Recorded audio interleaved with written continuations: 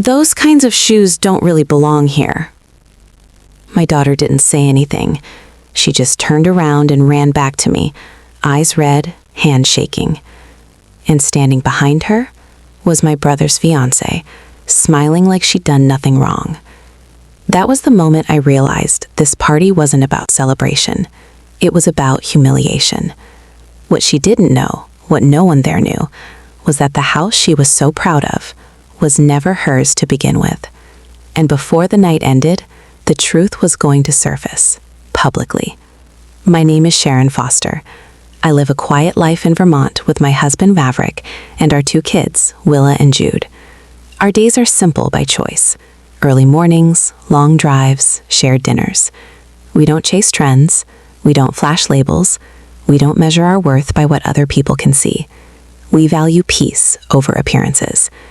So when my younger brother, Reed, invited us to his engagement party in Connecticut, I didn't hesitate.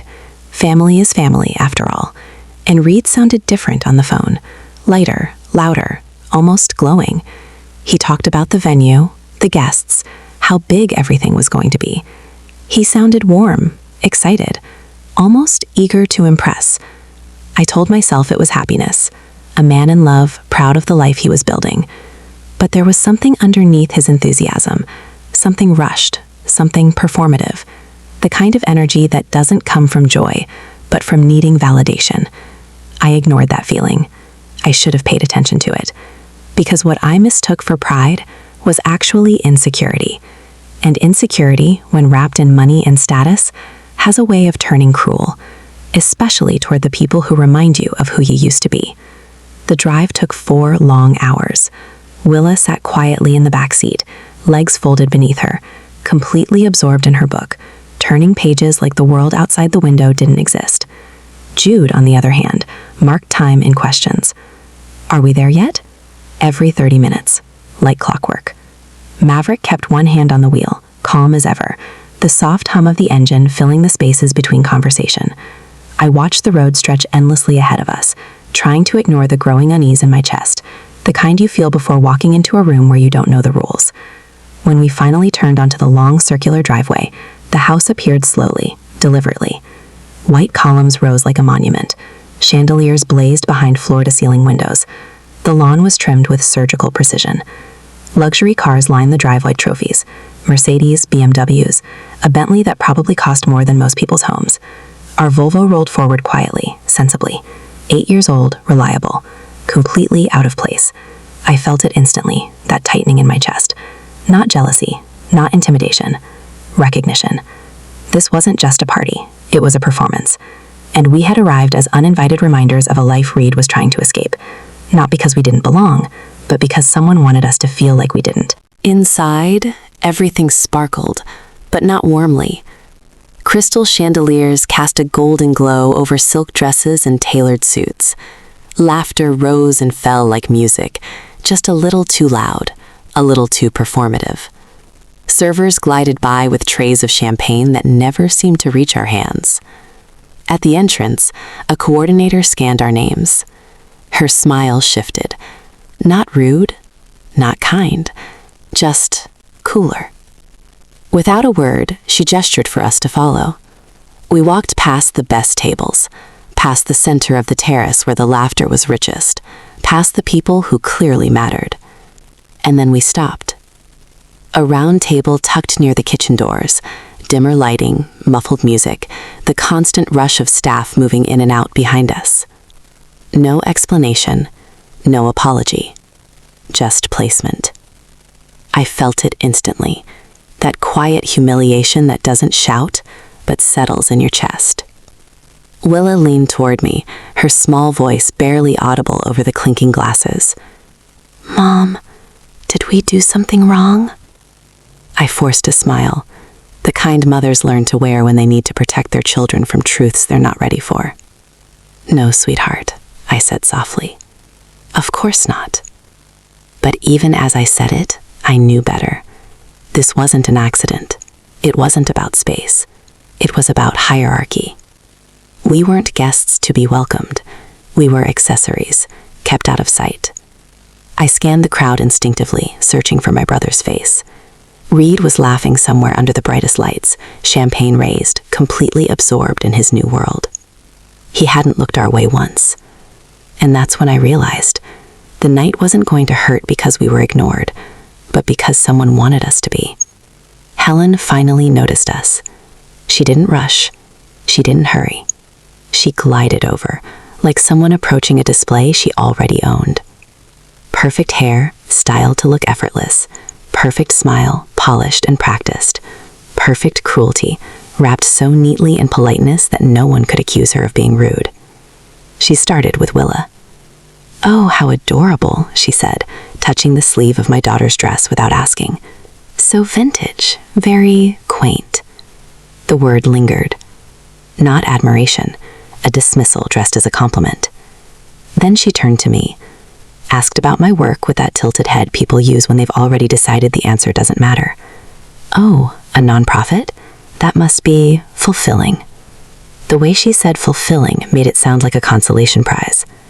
Her eyes moved over our clothes, our shoes, our posture, cataloging, sorting, ranking. And then she did something worse.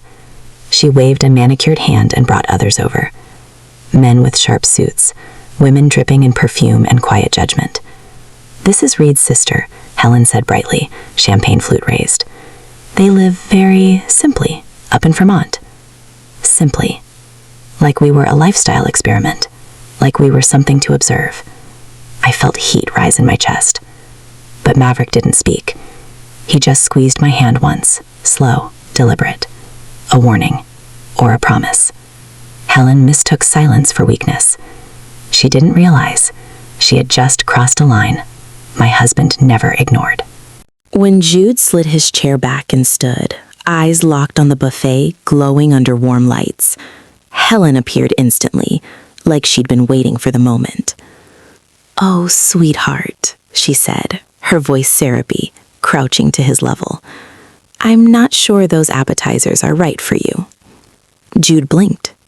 "Why?" She smiled wider. "Well, foie gras and caviar are acquired tastes. You're probably more used to simpler food." The word simpler hung in the air. Not concern, a verdict. My son froze, embarrassment flushing his cheeks, as nearby guests pretended not to listen, but absolutely were. I stood up slowly. "We eat together," I said, my voice calm but unyielding. "Our children don't get separated, and they don't get talked down to."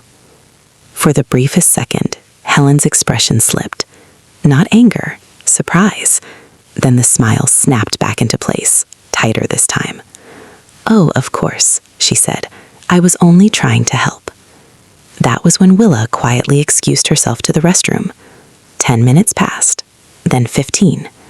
When she came back, she didn't meet my eyes. Her shoulders were hunched, her hands clenched at her sides. She slid into her chair and whispered, barely holding it together, "Mom, can we go home?" My heart dropped. I leaned in.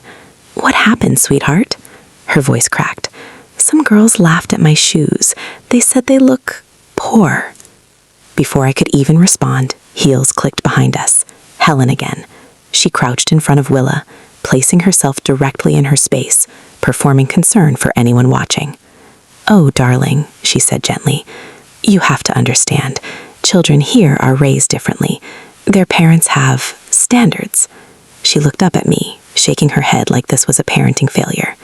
Living somewhere so isolated, without exposure to proper social environments, it can be a shock. Maybe next time you could prepare them better. The implication was clear. This wasn't cruelty. It was education. I felt something snap inside my chest. Sharp, clean, irreversible. And then I felt it. The chair beside me moving. Slowly, deliberately. My husband stood.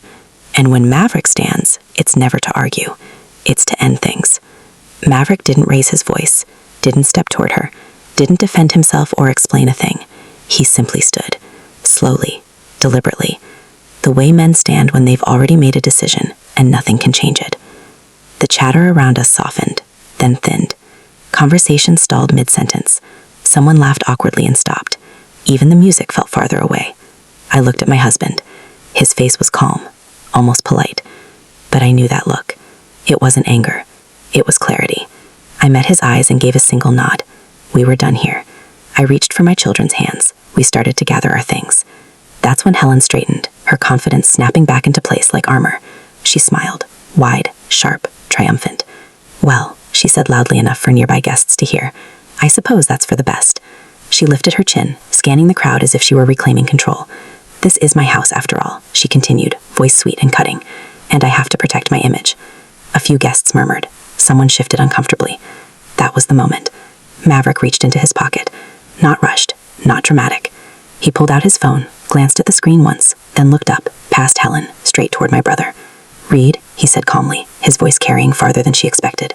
"Could you come here for a moment?" Reed turned, confused, halfway through a laugh. "Yes?" Maverick didn't blink. "We need to talk," he said, "about the house." Silence crashed down over the room. Every smile froze. Reed approached, confused. Maverick asked him one question. "Do you know who owns the company on your lease?" Reed didn't. Helen didn't either. Maverick showed them the document. "Read the numbers out loud. Market rent. Subsidized rent. 3 years of charity."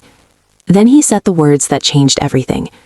"As chairman of the parent company, I'm choosing not to renew your lease." 30 days. That's all they had. Helen's champagne glass shattered on the floor. No one laughed. The house wasn't hers. It never was. We didn't argue. We didn't gloat. We walked out. Guests stared, not at us, but at them. In the car, my daughter asked, "Daddy, are we rich?" He smiled gently. "Real wealth," he said, "is being able to protect your family without raising your voice." We drove home to our quiet house, our creaky floors, our real life. They stayed behind, in a mansion built on borrowed status. I learned something that night. People who mock your humility are often terrified of being exposed. And dignity? Dignity always outlives luxury. They laughed at our quotes. They judged our children. They claimed a house that wasn't theirs. But the moment truth walked into the room, everything collapsed. Because class isn't rented. Power doesn't need applause. And respect can't be faked. They thought we were beneath them. Turns out, we were holding the keys.